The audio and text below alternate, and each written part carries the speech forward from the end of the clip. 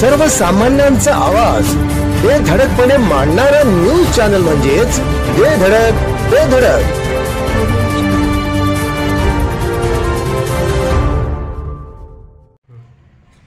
नमस्कार, बेधडक बेधडक न्यूज मध्ये आपल्या सर्वांचं स्वागत आहे। पाहूया आजची धडक देणारी बेधडक बातमी फक्त आपल्यासाठी। कौटुंबिक वादातून पतीनेच पत्नीचा खून केला, मुलांसह झाला फरार।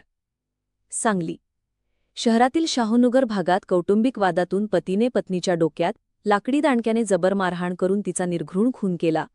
हत्या केल्यानंतर संशयित पती 2 लहान मुलांसह घटनास्थळावरून फरार झाला आहे। खून झालेल्या महिलाचे नाव शिलवंती पिंटू पाटील वय 30 असून हे दाम्पत्य मूळचे मंगळवेढा तालुक्यातील हुलजंती येथील असून सध्या सांगलीतील विजयनगर परिसरातील शाहूनगर येथे राहत होते। मजुरीच्या कामानिमित्त ते सांगलीत आले होते। ते एका ठिकाणी वॉचमन म्हणून राहत होते।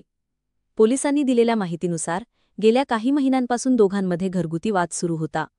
13 जून रोजी वादामुळे शिलवंती पुण्यातील बहिणीकडे निघून गेली होती। त्यावेळी पिंटूने संजयनगर पोलीस ठाण्यात तिच्या बेपत्ता असल्याची तक्रार दिली होती।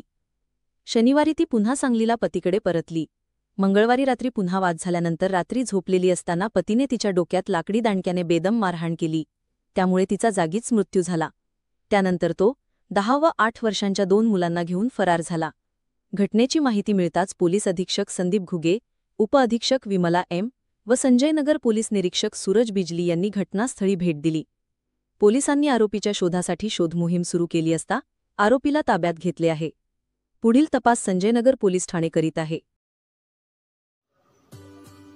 आमच्या बेधडक बेधडक न्यूज चॅनलसाठी आपली लाईक आमच्यासाठी लाख मोलाची आहे।